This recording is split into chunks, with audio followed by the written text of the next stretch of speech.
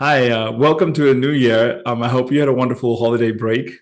And, I am quite sure that before you actually went on holiday, you had a whole bunch of innovation projects that you were working on. And we're getting towards the end of January now, and you're probably right back in the swing of things. And you're really trying to see if you can pick those projects back up again and start working on them to kind of drive them to success. And so I just thought I would record this video for you just to give you a couple of pointers in terms of how you can get restarted or how you can kind of reignite your innovation project and bring it back to life and, take it to success as you work through the rest of the year. My name is Desirability. I'm an organizational psychologist and innovator. Please subscribe to this channel where I'll be sharing my lessons learned about how to drive innovation inside large organizations and also how you might get buy-in from your leadership so you can drive your transformative ideas to success.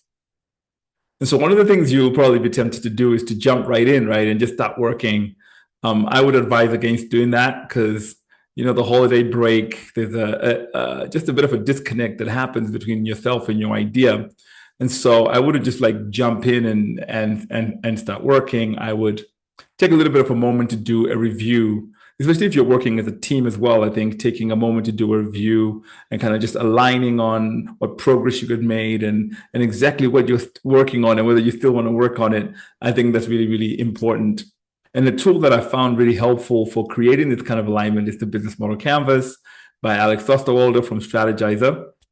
And I think that's it's a really important tool because it's a visual tool. Teams can gather around the tool and really align in terms of what they were thinking about from a strategic standpoint. So are you still strategically aligned on the idea that you were working on? So you can look at your business model canvas again, review what you have on the business model canvas to see if you're still aligned. And if you hadn't actually mapped a business model canvas last year, this might be the time to do it, right? Who are the customers? What value are we creating for them? How do we reach these customers? How do we create this value? What resources do we need to create the value? I think these are all things that you want to be thinking about and kind of mapping out on your business model canvas just to create alignment. And once you have that alignment, then it's time for you to really start thinking about what you need to do next. So then the next thing you want to do is to review your hypotheses. Now, from where we stand, hypotheses are all the things that have to be true for your business model to become successful. So what are all the things that have to be true for your business idea to work? So we're thinking about things like, do customers really need this? Can we get the key partner to support us? Can we get access to that channel? These are all the things that have to be true for your idea to work. And so you want to map those things around the canvas and then just review those hypotheses to see where you are exactly in terms of all the things that have to be true for your idea to work. And there are probably four main categories of hypotheses that you can map.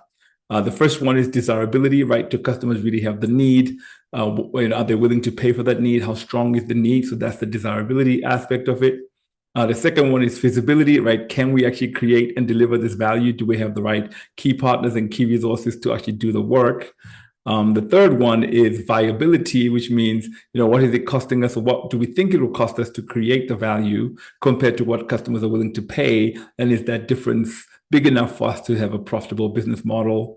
And then the final one, which people actually tend to ignore a lot, is adaptability, which is really about, does our business model, the way we've designed it and we're thinking about it, does it fit the business environment in terms of competitors, regulation, economic, social trends? Do we have a business model that actually fits all of these things that are happening in the world? So you want to map all these hypotheses and kind of review them and prioritize them around your business model canvas. And once you've done that, it then allows you to think about the next step. Now, for this next step, remember what we're doing is we're thinking about all the things that have to be true for our business model to work. So the real proof that these things are true is the evidence that we have that the things are true. So the question then becomes, do you have any experimental evidence? Have you tested these ideas? And what evidence do you have for desirability, feasibility, viability, or adaptability? And so you can then have a conversation as a team gathered around your canvas and the hypothesis that you've mapped in terms of the quality of evidence you have, the strength of evidence you have. Is it evidence just about what people say, or is it evidence about what people do? With the realization that evidence about what people do is stronger than evidence of what people say. So just review the evidence that you have so you can see which elements of your business model are being strongly supported by the data and which elements of your business model still need testing. Now, it's really important to think about what to do next. But before you even get there, you need to do a little bit more thinking because you've mapped your business model canvas. You've mapped all the things that have to be true for your idea to work, and you've reviewed all the experimental evidence that you have. So the next question is, how much progress did you make last year, or how much progress have you made so far on this project? And this is when the Innovation Project Scorecard, designed by Strategizer, becomes really helpful for you, because you can really score the level and quality of evidence you have for customer need, for value proposition resonance, for channels. You can even map the amount of evidence you have for viability and feasibility. Are customers willing to pay? Do we have the right resources? Do we have the right key partnerships? Even adaptability, you can score in terms of competitors and key trends, etc. And so just scoring how much evidence you have allows you to see where you are. And you can even see on the scoring that it goes from evidence through what people say versus evidence through what people do. And it's the strongest scores are on what people do, right? And so this scoring then allows you to benchmark exactly where you are, which then allows you to be able to make decisions about what to do next. So now that you've mapped your business model canvas and you've mapped your hypotheses, the things that have to be true, you've mapped the evidence, and you've even scored and benchmarked where you are, now you can make decisions about what you need to do next. Do you have strong enough evidence that customers have the need? If you do, that's not something you need to do next. Maybe what you need to do next is to create a landing page where you explain the value proposition and see if that resonates.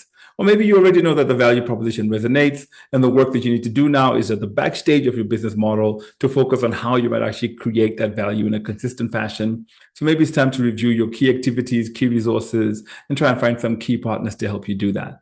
But making the decision of what to do next should be based on this review that I just spoke to you about: business model review, hypothesis review, evidence review, scoring yourself on the Innovation Project Scorecard. Like, once you do that, you can then make decisions of what to do next. And that is what will then allow you to be able to jump into this new year and kickstart your innovation project and restart doing the work, because you know exactly what you need to be doing next based on where you left your project last year. And this is a process you have to repeat throughout the year, right? I mean, I've given you this advice as something you want to do to restart your project at the beginning of the year, but actually at various points throughout the year, you want to stop and reflect on the progress you're making so you can make decisions about what to do next.